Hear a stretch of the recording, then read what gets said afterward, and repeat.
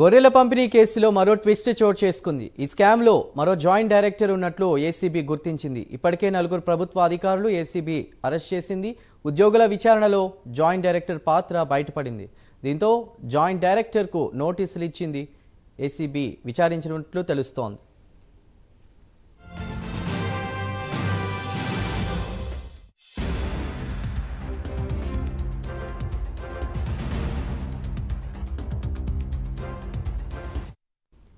గొర్రెల పంపిణీ కేసులో మరో ట్విస్ట్ చోటు చేసుకుంది. ఈ స్కామ్లో మరో జాయింట్ డైరెక్టర్ ఉన్నట్లు ఏసీబీ గుర్తించింది. దీనికి సంబంధించి 4 ప్రభుత్వ అధికారులను కూడా ఏసీబీ అరెస్ట్ చేసినట్టు తెలుస్తుంది. పూర్తి వివరాలని మా ప్రతినిధి సిరాజ్ అందిస్తారు. సిరాజ్,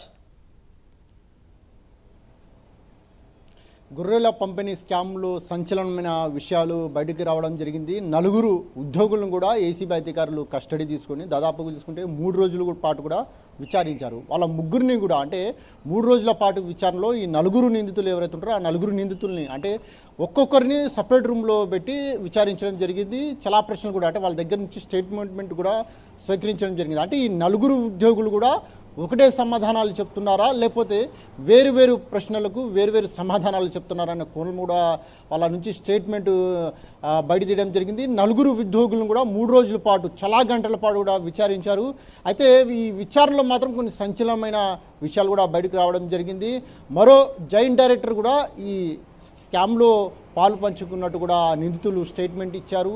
అయితే ఆ జాయింట్ డైరెక్టర్ను మాత్రం ఏసీబీ అధికారులు నోటీసులు ఇచ్చి విచారణకు పిలిచే అవకాశాలు స్పష్టంగా ఉన్నాయని చెప్పుకోవచ్చు. ఎందుకంటే ఆ జాయింట్ డైరెక్టర్ సంబంధించిన బ్యాంక్ స్టేట్మెంట్తో పాటు అతనికి సంబంధించిన కాల్ డేటా, అదేవిధంగా అసలు అతను ఉద్యోగంలో ఎప్పటి నుంచి చేరాడు, ఉద్యోగంలో చేరక ముందు అతనికి సంబంధించిన ఆస్తులు ఎంత ఉన్నాయి, ఉద్యోగంలో చేరిన తర్వాత ఆస్తులు ఎంత పెరిగాయి, అతను ప్రస్తుతం ఏ హోదాలో ఉన్నాడు, ఈ గొర్రెల పంపిణీ స్కామ్లో అతని వాటా ఎంతవరకు అతనికి చేరిందనే ఆరోపణల మీద అతను ఏసీబీ అధికారులు విచారించనున్నారు. అతనికి జాయింట్ డైరెక్టర్కు మాత్రం నోటీసులు ఇచ్చి ఏసీబీ అధికారులు విచారణకు పిలవనున్నారు.